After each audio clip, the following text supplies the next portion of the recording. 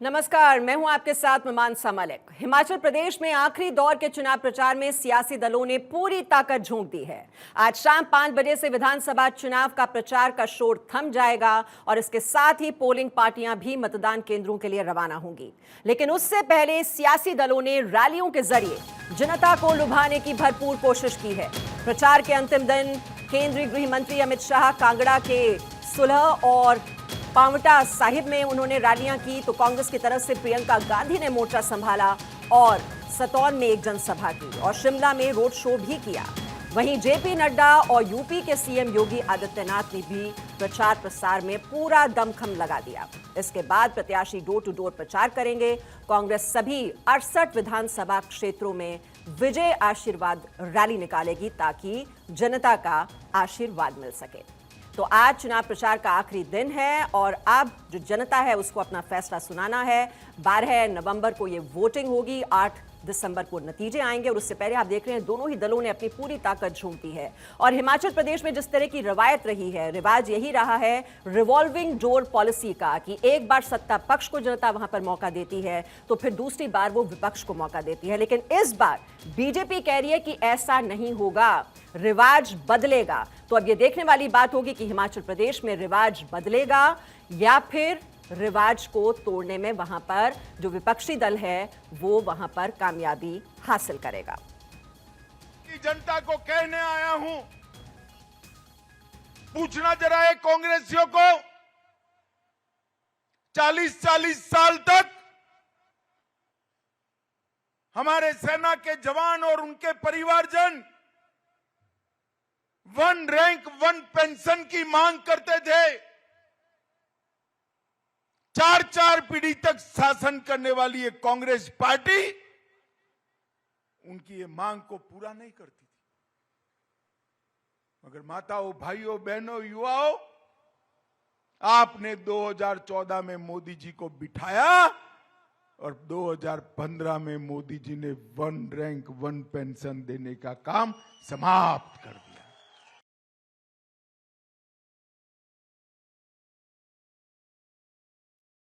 पिछले 5 सालों में जिसको नौकरी मिली है वो हाथ खड़ा रखे, बाकी नीचे करिए। नहीं मिली ना, नौकरी नहीं मिली। अब आपको बताया जाता है, भाजपा के मेरे ख्याल से मुख्यमंत्री जी ने खुद कहा कि ये जो कांग्रेस वाले कह रहे हैं ये करना संभव ही नहीं है, नौकरी दिलवाना संभव ही नहीं है। लेकिन 63,000 रोजगार, 63,000 सरकारी पद खाली पड़े हैं, 5 सालों से खाली पड़े हैं और यहां हजारों नौजवान बेरोजगार हैं। पूछिए क्यों? क्योंकि नीयत सही नहीं है। ओपीएस की बात करते हैं, हम किस आधार पे कह रहे हैं कि हम आपको ओपीएस दिलवाएंगे? ये चुनावी जुमला नहीं है। यहां छत्तीसगढ़ के मुख्यमंत्री जी बैठे हैं, बघेल जी। छत्तीसगढ़ में आज ओपीएस लागू है। वैसे देश के किसी भी हिस्से में चुनाव हो, उन चुनावों में भी तमाम मुद्दों का शोर सुनाई देता है, लेकिन बाद में सियासी दल जातिगत समीकरण को साधने में जुट जाते हैं। सियासी दल अक्सर जातियों को साधते हुए दिखाई देते हैं ताकि ज्यादा से ज्यादा वोटों का ध्रुवीकरण कराया जा सके। तो क्या हिमाचल प्रदेश में जातिगत समीकरण मायने रखते हैं? सबसे पहले हम आपको हिमाचल के जातिगत समीकरण को समझाने की कोशिश करते हैं। देखिए, हिमाचल में सबसे ज्यादा 32.72% राजपूत हैं, ब्राह्मण 18% के करीब हैं, अनुसूचित जाति 25.22% के करीब हैं और अनुसूचित जनजाति करीब 5.71% हैं। ओबीसी 13.52% हैं और अल्पसंख्यक 4.83% हैं। तो ये तो हिमाचल का जातिगत समीकरण है। लेकिन अब जनता जो है वो अपना फैसला किन मुद्दों के आधार पर अब सुनाने वाली है, क्योंकि जो विधानसभा चुनाव के बारे में कहा जाता है कि जो वहां के जो स्थानीय मुद्दे हैं वो कहीं ना कहीं उसी की बिना पर जो जनता है वो फैसला करती है कि किसको जिताना है और किसको हराना है। तो ये फैसला हो जाएगा 12 तारीख को। तो जनता ने अपना मूड बना लिया है और इसी पर आज हम चर्चा करने वाले हैं। हमारे साथ मेहमानों का पैनल भी जुड़ने वाला है। लेकिन अभी आप देख रहे हैं किस तरह से दोनों ही दलों ने अपनी पूरी ताकत हिमाचल प्रदेश के रण में झोंक दी है। अब रण का सिकंदर कौन होगा?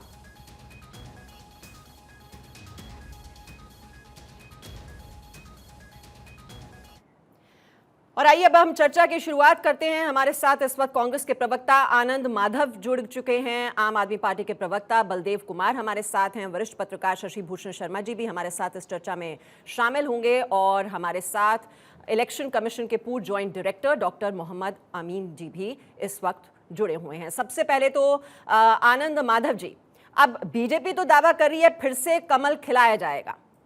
अब क्यों आपको लगता है कि जनता आप पर विश्वास जताएगी? आप क्या सिर्फ वहां पर परंपरा रही है उसी के भरोसे हैं कि एक बार पहले बीजेपी को मौका दिया है जनता ने, तो इस बार आपका नंबर है?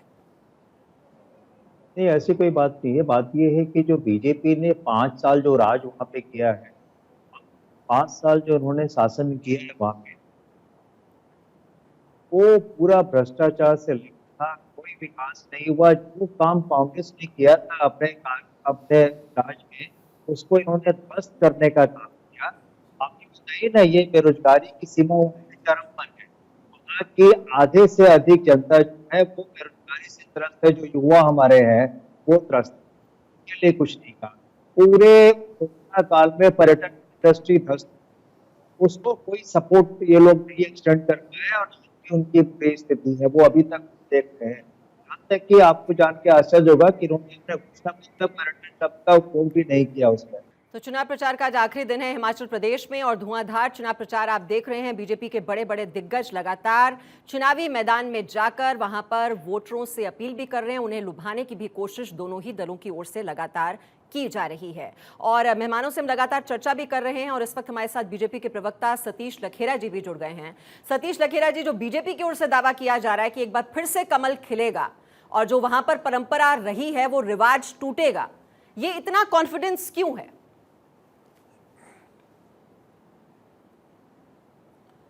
मीमांसा जी, जिस तरह हिमाचल में लोग हवा देख रहे हैं विकास की, हिमाचल वासी अपने अगल बगल बदलता हुआ हिमाचल देख रहे हैं, हमें पूरा विश्वास है कि राज नहीं बदलेगा, रिवाज बदलेगा। जो एक बार भाजपा एक बार कांग्रेस का था, और इसलिए नहीं, हमारे पास प्रधानमंत्री मोदी जी जैसा प्रमाणिक नेतृत्व है, जयराम ठाकुर जी जैसे एक काबिल मुख्यमंत्री हैं जिनके नेतृत्व में कोरोना की सेकंड जो डोज थी वैक्सीन की, वो उसमें पहले स्थान पर हिमाचल रहा। हर घर सिलेंडर के नाम पे आज पूरे हर घर में गैस कनेक्शन है। इसके अलावा हर घर नल, जो एक बहुत बड़ा संकल्प और दुर्गम पहाड़ी क्षेत्र है, उसमें बहुत बेहतर काम कर रहा है। इसलिए 5000 किलोमीटर सड़कें मात्र जयराम ठाकुर साहब के समय पे बनी हुई है। एक छोटे से राज्य में 6 मेडिकल कॉलेज और बिलासपुर एम्स और साथ ही साथ ऊना में पीजीआई का सैटेलाइट सेंटर। ये लोग अपने आसपास का विकास देख रहे हैं, सड़क देख रहे हैं, स्वास्थ्य देख रहे हैं, शिक्षा देख रहे हैं। ऐसा भूतो न भविष्यति कभी नहीं हुआ है। माननीय अटल जी ने जब विशेष राज्य का दर्जा हिमाचल को दिया था, उस समय 90 और 10 के रेशियो में विकास का था। 90% भागीदारी केंद्र की, 10% हिमाचल की। मगर जब कांग्रेस की सरकारें आई 2004 में, उन्होंने स्टेटस समाप्त कर दिया। मगर दोबारा 14 में जब मोदी जी आए और केंद्र हिमाचल में वीरभद्र जी की सरकार थी, बिना पूछे हिमाचल को विशेष राज्य का दर्जा दिया। इसलिए बिना भेदभाव का जितने आंकड़े आपके पक्ष में थे वो तो आपने गिना दिए, लेकिन वहां की जनता ये भी तो पूछ रही है ना कि हमें रोजगार कौन देगा। अब बेरोजगारी के जो आंकड़े हैं उन पर भी तो नजर डालिए। अब जो CMIE के जो आंकड़े हैं उसके मुताबिक हिमाचल प्रदेश में 9.2 बेरोजगारी की दर सितंबर में, अक्टूबर की 8.6, जो नेशनल एवरेज है अनएम्प्लॉयमेंट का वो है 7.6। तो उसका भी तो हिसाब किताब आपको देना होगा। स्वाभाविक रूप से जिस तरीके से विकास जाएगा उसके साथ रोजगार भी जाएगा। जिस तरीके से हिमाचल प्रदेश के बिलासपुर में एम्स आया है, उसने 15,000 रोजगार का सीधे सीधे रास्ता दिया है। और पूरे एशिया की, भारत ही नहीं पूरे एशिया की 35% जो ड्रग इंडस्ट्री का, फार्मा इंडस्ट्री का जो दबाव है वो केवल हिमाचल झेलता है। वो उसने एक इतने रास्ते खोले और अब तो फार्मास्यूटिकल के लिए और अधिक नए पार्क विकसित किए जा रहे हैं। आने वाले समय में जो आज हजारों रोजगार मिले हैं, आने वाले समय में ये बढ़ेंगे और स्वाभाविक रूप से हर क्षेत्र में काम हो रहा है मोदी जी के नेतृत्व में, तो रोजगार के लिए भी काम होगा। आश्वस्त रहे और लोग देख भी रहे हैं इन 5 सालों में जिस तरह रोजगार का सृजन हुआ है वो हिमाचल की जनता जानती है और वो हवा दिखाई भी दे रही है। जी, लेकिन सेब उत्पादक जो हैं उनकी भी नाराजगी की बात की जा रही है। जो सरकारी कर्मचारी हैं अब उनको भरोसा दे रही है कांग्रेस पार्टी वहां पर कि जो ओल्ड पेंशन स्कीम की जो मांग की जाती रही है इतने लंबे वक्त से, अब उस पर उसकी ओर से दावा किया जा रहा है कि वो ये दिलवा कर रहेगी। तो इस पे हम तमाम मुद्दों पर अब कौन से वो स्थानीय मुद्दे हैं जिसके आधार पर जनता अब अपना वोट देने वाली है। हमारे साथ वरिष्ठ पत्रकार भी जुड़े हुए हैं, शशि भूषण शर्मा जी, मोहम्मद अमीन जी भी हमारे साथ हैं, उनसे भी हम इस पर कॉमेंट लेंगे।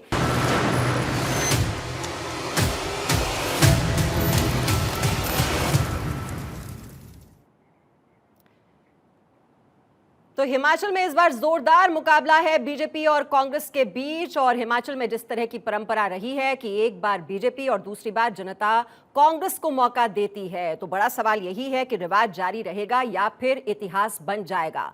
और 37 साल के रिकॉर्ड को क्या इस बार तोड़ पाएगी बीजेपी? दोनों ही दलों की ओर से अपने अपने दावे किए जा रहे हैं, बड़े बड़े वादे भी जनता के साथ किए जा रहे हैं। धुआंधार चुनाव प्रचार दोनों ही दलों की ओर से करने की कोशिश यहां पर दिखाई दे रही है और वहां पर वोटरों को लुभाने की कोशिश भी दोनों ही दल कर रहे हैं। हिमाचल में बीजेपी विकास के मुद्दे के साथ विरोधियों को चुनौती देने की कोशिश कर रही है। इस चुनाव में कांग्रेस को बीजेपी ने घेरने की पूरी प्लानिंग तैयार की। बीजेपी ने एक बार फिर से कांग्रेस को घेरने के लिए पिछले 70 सालों का ट्रैक रिकॉर्ड सामने रखने की कोशिश की, लेकिन इस बीच बीजेपी समान नागरिक संहिता का मुद्दा भी लेकर आई। जी हां, यूनिफॉर्म सिविल कोड। और अगर भारत की बात करें तो भारत में अभी गोवा एक ऐसा राज्य है जहां पर 1961 से समान नागरिक संहिता लागू है। उत्तराखंड में बीजेपी सरकार ने समान नागरिक संहिता के लिए एक कमेटी गठित कर दी है। गुजरात में भी बीजेपी सरकार ने चुनावों के ऐलान से पहले समान नागरिक संहिता का मुद्दा उठाया है, और वहीं हिमाचल में बीजेपी अपने घोषणा पत्र में समान नागरिक संहिता का मुद्दा शामिल कर विरोधियों को चुनावी मैदान में मात देने की तैयारी की है। तो लगातार इसको लेकर हम चर्चा भी कर रहे हैं और इस वक्त हमारे साथ जो मेहमान जुड़े हुए हैं, बीजेपी के प्रवक्ता सतीश लखेरा हमारे साथ हैं, कांग्रेस के प्रवक्ता आनंद माधव हमारे साथ जुड़े हुए हैं, आम आदमी पार्टी के प्रवक्ता बलदेव कुमार हमारे साथ हैं, वरिष्ठ पत्रकार शशि भूषण शर्मा हमारे साथ हैं और ईसी के पूर्व ज्वाइंट डायरेक्टर डॉक्टर मोहम्मद अमीन भी हमारे साथ हैं। और ये यूसीसी का दाव, शशि भूषण शर्मा जी, इस पर सबसे पहले तो मैं आपसे ही कमेंट चाहूंगी। अब ये विधानसभा चुनाव है और उसमें यूसीसी का ये बीजेपी की ओर से दाव, क्या ये कारगर हो पाता है किसी विधानसभा चुनाव में? मीमांसा जी, शशिकांत शर्मा। अच्छा, माफ कीजिए, शशिकांत शर्मा जी। जी, देखिए, आपने जो जिस तरह से बात किया, जो राष्ट्रीय मुद्दे जिस तरह से हिमाचल में इस बार आए हैं, अगर हम इसकी बात करें तो जो एक बहुत प्रबुद्ध वोटर है अगर आप कहें, उस पर इन मुद्दों का जरूर असर होगा। और ये बात मानी जाएगी कि केंद्रीय नेतृत्व जिस तरह का बीजेपी का रहा है और उन्होंने अगर बड़े स्तर पर इस तरह की कार्रवाई शुरू की, तो जो उसके पक्ष में लोग हैं निश्चित तौर पर वो इस चीज का स्वागत करते हैं।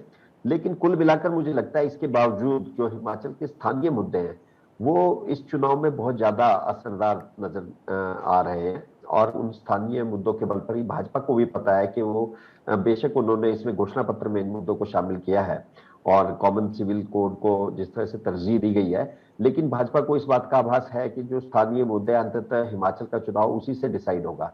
और इसीलिए भाजपा ने अपने घोषणा पत्र में कांग्रेस के जो स्थानीय मुद्दे हैं उनकी काट के लिए बहुत सारे ऐसे मुद्दों को शामिल किया है जो उन्हें लगता है कि अंततः भाजपा के प्रति लोगों का जो रुझान बढ़ेगा और झुकाव होगा। जैसे कि आप बात कर रहे हैं कि कांग्रेस ने जिस तरह से कुछ, एक तो ओल्ड पेंशन स्कीम का मुद्दा उठाया है, या कांग्रेस ने जो किसानों का, बागवानों के मुद्दे उठाए हैं, उसके मुकाबले में भाजपा ने एक स्पष्ट तौर पे घोषणा किया है स्कूली बच्चों को और कॉलेज छात्राओं को स्कूटी और साइकिल देने की। तो ये जो जब इस स्तर पर अगर घोषणा पत्र में शामिल किया जाता है और लोग जो कुल मिलाकर भाजपा हालांकि इस बात के खिलाफ है कि किसी तरह की मुफ्त चीजें या सब्सिडी वाली रिवायतों को बढ़ाया जाए जो कांग्रेस के समय में या दूसरी सरकारों के समय में आम आदमी पार्टी की जो नीति रही है कि उस रास्ते पर चला जाए। लेकिन इसके बावजूद अगर हिमाचल भाजपा का घोषणा पत्र देखें तो आप अगर कॉमन सिविल कोड की बात करते हैं तो उसके साथ साथ इन मुद्दों को भी बड़ी प्रमुखता दी गई है। इसलिए ये लगता है कि मुझे लगता है कि हिमाचल में अंततः जो फैसला होगा वो स्थानीय मुद्दों पर ही होगा। जी सतीश लेखेरा जी, अगर अपने विकास कार्यों पर इतना भरोसा है तो फिर ये यूनिफॉर्म सिविल कोड की क्या जरूरत है संकल्प पत्र में शामिल करने की? और ये चुनावों से पहले ही आपको यूनिफॉर्म सिविल कोड की याद क्यों आती है? उत्तराखंड के चुनाव से भी पहले आपने ये घोषणा की, अब गुजरात में चुनाव हैं तो वहां पर भी ये घोषणा, और हिमाचल में भी यूनिफॉर्म सिविल कोड का ये वादा। मीमांसा जी, लगातार Bharatiya Janata party uniform civil code की बात करती रही है। एक विधान, एक प्रधान, एक निशान जैसे मुद्दे को लेकर के कश्मीर का आंदोलन आज व्यवहारिक रूप से 370 खत्म हो गया है। हमारा संकल्प है इस भारत में दो तरह के कानून, दो तरह की नीतियां होने से बेहतर है सभी नागरिकों को समान अधिकार मिले, समान अवसर मिले, भारत का संविधान सबके साथ एक जैसा व्यवहार करे। इन चीज़ों को लेकर के किसी एक वर्ग विशेष के भीतर असंतुष्टि का भाव न हो और सारे लोग एक तरीके के रहें, इसमें किसी को कोई ऐतराज भी नहीं है। उत्तराखंड में कोई चुनाव नहीं है, उत्तराखंड ने संकल्प पारित किया है। इसलिए भारतीय जनता पार्टी के संकल्प केवल चुनावी नहीं रहते हैं, चुनाव एक पड़ाव भारतीय जनता पार्टी कार्यों में होगा। हम कार्यकर्ता सदैव जनता के बीच में काम करने वाले होते हैं, उनके मुद्दों में पक्ष में रहें या विपक्ष में रहें। इसलिए ये जनभावनाओं के अनुरूप आया है, क्योंकि अन्य राज्यों में उत्तराखंड ने किया है, उत्तर प्रदेश ने भी इसमें प्रयास किया है। इसलिए वहाँ की जनता को देखते हुए हमने संकल्प लिया है कि हम जो यूसीसी है उसको लागू करेंगे। चलिए, इसकी टाइमिंग को लेकर मेरा आपसे सवाल था। बलदेव कुमार जी भी हमारे साथ हैं। बलदेव कुमार जी, आम आदमी पार्टी कांग्रेस और बीजेपी के बीच कहाँ खड़ी है? आम आदमी पार्टी की तो कोई चर्चा ही नहीं कर रहा, और आपके जो नेता हैं वो हिमाचल प्रदेश में तो जा ही नहीं रहे।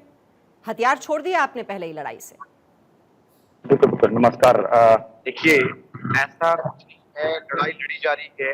अभी कुछ दिन पहले ही माननीय श्री अरविंद केजरीवाल ने रोड शो किया, और संजय सिंह कल फतेहपुर में कांगड़ा में थे, विपिन मान जी पंजाब के नालागढ़ में थे। देखिए, आम आदमी पार्टी की सत्ता करने के लिए देश नहीं आई, आम आदमी पार्टी व्यवस्था के लिए आई, और हम हिमाचल से अन्याय के खिलाफ लड़ाई लड़ी। देखिए, मैं थोड़ा सा आंकड़ा आपके साथ दे रहा हूं, यहाँ पे प्रवक्ता जी और सारे लोग बैठे हैं वरिष्ठ पत्रकार। 1971 में हिमाचल को पूर्ण राज्य में दर्जा, और उस टाइम हमारी हिमाचल की पॉपुलेशन थी 30 से 32 लाख। आज हिमाचल की पॉपुलेशन है 70 to 72 लाख। मतलब अब आप देखिए पूरा आंकड़ा, पॉपुलेशन तो 40 से 42 लाख बढ़ी, लेकिन 51 ईयर लगभग कांग्रेस और भाजपा सत्ता में रही हिमाचल। ऐसा 51 ईयर में कैसी आर्थिक असमानता प्रदेश में हुई कि आज उस पॉपुलेशन में से 14 लाख रोजगारी आंकड़ा है, 80% से ज्यादा सरकारी स्कूलों में कंप्यूटर नहीं पहुंचा है, 86% से ज्यादा स्कूलों में आज सरकारी स्कूलों में इंटरनेट नहीं पहुंचा है। बलदेव कुमार जी, अब ये देखिए, आप इतने आंकड़े मत गिनाइए, अब इतना वक्त नहीं है। मेरा आपसे सीधा सा सवाल है, आप ये जो फ्री का मॉडल है आप लेकर हर जगह पहुंच जाते हैं, ये हर राज्य में आपके पास एक ही मॉडल है, और फिर भी जो जनता है वो हिमाचल प्रदेश में तो आपकी कोई जमीन नहीं नजर आ रही है, वहां पर आप मुकाबले में खड़े हुए भी नहीं दिखाई दे रहे हैं। बिल्कुल खड़े हुए दिखाई दे रहे हैं। मैं बताता हूं आपको, यदि आप दिल्ली का पहले चुनाव का आंकड़ा देखेंगे सारे चैनल्स का, तो 0 सीट थी, आप देख लेना इस चीज को। दूसरा, हम हिमाचल में, मैं वही बोल रहा हूं, अब आंकड़े जो हैं ये आश्चर्यजनक हैं कि इतनी आर्थिक असमानता कैसे हुई हिमाचल में। हर पंचायत में सैकड़ों गरीब हैं आज 51 ईयर्स में। ये परिवारवाद की राजनीति, भ्रष्टाचार की राजनीति और सरकारी मूलभूत सेवाएं जो 75 ईयर्स में नहीं दी गई, हम उसके अन्याय के खिलाफ लड़ रहे हैं, और ये आंकड़े सही हैं। हम उन मूलभूत सेवाओं के खिलाफ लड़ रहे हैं। 86% स्कूल में, सरकारी स्कूलों में इंटरनेट नहीं है। Can you believe? आज ठाकुर जी के बच्चे कहाँ पढ़ते हैं? विदेश में। आज गरीब बच्चों के स्कूलों में कंप्यूटर नहीं है। हम देखिए, हम सत्ता परिवर्तन नहीं, इस व्यवस्था परिवर्तन की लड़ाई लड़ते हैं। देखिए, सफलता, सच्ची, संघर्ष और सहनशीलता, 3 गुण होते हैं, और हम इसको, वो कोचिंग बाहर लेते हैं, मंत्रियों के लड़के पढ़ते बाहर हैं। मीमांसा जी, हम इसका प्रवचन सुनने के लिए नहीं बैठे हुए। आप ये नहीं बता पाए, आप इतनी देर बोले बलदेव कुमार जी, लेकिन इस लड़ाई में आप कहां पर खड़े हैं और जनता आपको क्यों वोट दे? क्यों वोट दे आपको? वो वजह नहीं आप बता पाए। तो मैं बताता हूँ, आर्टिफिशियल गोल्ड और ओरिजिनल गोल्ड में फर्क होता है, वो जनता को पता है। नकली जुमले इन्होंने कैसे मैनिफेस्टो में कैसे कॉपीज की हमारी योजनाएं, और उनको कैसे आज शिक्षा की बात कांग्रेस पार्टी ने बोला 4 मीडियम इंग्लिश मीडियम के स्कूल हर विधानसभा में खुलेंगे, कैसे 300 फ्री यूनिट बिजली की बात कर रहे हैं, ये अपने स्टेट में बता देना वहां किया कि नहीं किया। तो हिमाचल की जनता भली भांति जानती है। बलदेव कुमार जी, जो ये जो फ्री का मॉडल आप लेकर घूमते हैं, ये फ्री के मॉडल से जो राजस्व पर इतना ज्यादा बोझ पड़ता है, उसका भी तो जवाब आपको देना होगा। खैर, अभी मैं नहीं जा पाई हूं, हमारे एक और पैनलिस्ट हैं डॉक्टर मोहम्मद अमीन जी भी हमारे साथ हैं। डॉक्टर मोहम्मद अमीन जी, एक तो हिमाचल प्रदेश में चुनाव है, मेरा पहला सवाल तो आपसे ये है कि ये कितना चैलेंजिंग वहां पर रहेगा, एक पहाड़ी राज्य है, और दूसरी बात ये जो संकल्प पत्र में जिस तरह से जो फ्रीबीज की कहीं बात की जाती है या यूनिफॉर्म सिविल कोड की ही बात की जाती है, अब फिजिबिलिटी की भी बात की जा रही है कि फिजिबल कितना है ये जनता को समझाया जाए। तो इन वादों को आप कैसे देखते हैं? देखिए, जहाँ तक फ्री बीज का मामला है, ये सुप्रीम कोर्ट के अंदर में चल रहा है, और इलेक्शन कमीशन ने, आपको याद होगा कि एक फॉर्म दिया था सभी पार्टियों को इलेक्शन से पहले कि उसको भर के वापस इलेक्शन कमीशन को दिया जाए। क्यों? इसलिए कि ये बात मॉडल कोड ऑफ कंडक्ट के साथ जोड़ दी जाएगी, क्योंकि जब भी इन पार्टियों की मीटिंग होती है, साथ में सारी पार्टियां आती हैं और उनके लीडर्स आते हैं, उनके सामने जब मीटिंग होती है तो इनको बताया जाता है कि मॉडल कोड कंडक्ट में क्या करना है, क्या नहीं करना है, और उनसे लिखित रूप में मांगा गया है कि फ्री वीज़ के बारे में क्या कहना चाहिए। तो उन्होंने दिया है अपने डाटा, और इसको मॉडल कोड ऑफ कंडक्ट के साथ जोड़ दिया गया है। अब ये चीज़ें इनको पेनलाइज करेंगी बाद में, कानूनी तौर पे इनको इस बार में घेरा गया है, और ये इलेक्शन कमीशन इनको चाहता है कि लिख के दे दें और अपनी बातें कहें, लेकिन लिख के, क्योंकि बाद में क्या करते हैं, मुकर जाते हैं इन बातों को, देखा होगा आपने। और ये बहुत ही मुद्दा सीरियस है, और ये इलेक्शन कमीशन ने भी प्रेजेंट किया है वहाँ पर, और उसको डायरेक्शन भी दी गई है सुप्रीम कोर्ट की तरफ से। लेकिन उन्होंने ये कहा कि हम इसको फ्री बीज का मुद्दा जो है, ये कई जैसे प्लानिंग कमीशन है और भी फाइनेंस मिनिस्ट्री है, कई मिनिस्ट्रीज़ हैं इसमें इन्वॉल्व, वो सब इसको असेस कर रही हैं, इसके बाद ये सामने आएगा। जहाँ तक सवाल आपने कहा कि हिमाचल प्रदेश में कोई पहली बार चुनाव नहीं हो रहा है, आज़ादी के बाद चुनाव होते रहे, मैं भी वहाँ गया हूँ और देखा है। ऐसा कोई इस वक्त नहीं लगता कि कोई परेशानी आएगी। हमारी हर पोलिंग पार्टी, आपने देखा होगा, चाहे अंडमान निकोबार हो, चाहे लक्षद्वीप हो, चाहे पहाड़ों में हो, चाहे माइनस में हो, हमेशा हमारी पार्टियां, पोलिंग पार्टियां जाती हैं और उनका हमारे ऑब्जर्वर्स होते हैं और हमारे निर्वाचन अधिकारी पूरी तौर से सुरक्षित मतदान कराते हैं। इसमें किसी को कोई प्रॉब्लम नहीं आती है। ये जो चुनाव है, ये जनता और इलेक्शन कमीशन का होता है, पार्टियां उसमें कैंडिडेट होती हैं। जी, और सतीश लखेरा जी, एक तो ये जो फ्रीबीज हैं, देखिए लोगों को अपील तो करता ही है। अब वो हमने ये मॉडल कामयाब होते हुए देखा है दिल्ली में, उसके बाद पंजाब में भी। और दूसरी अहम बात, जो सरकारी कर्मचारी हैं और जो सेब उत्पादक हैं, वो इस प्रदेश में नाराज बताए जा रहे हैं। तो डेंट तो पड़ेगा आपके वोट बैंक पर। मीमांसा जी, आप तो वरिष्ठ पत्रकार हैं। फ्री वीज का मतलब, उसके पीछे नियत क्या है? अगर कोरोना के टाइम पे पूरे देश को फ्री वैक्सीन दी गई, ये फ्री वीज में नहीं है, कोई प्रलोभन नहीं है, ये केंद्र में बैठी हुई सरकार की नैतिक जिम्मेदारी अपने नागरिकों की सेवा करना। उसी तरीके से अन्न सुरक्षा योजना जो पूरी दी गई पूरे देश में और अभी भी चल रही है, ये कोई किसी तरह का भ्रष्टाचार नहीं है, ये नागरिकों के प्रति कम से कम जो सरकार कर सकती है प्राथमिक स्तर पे वो है।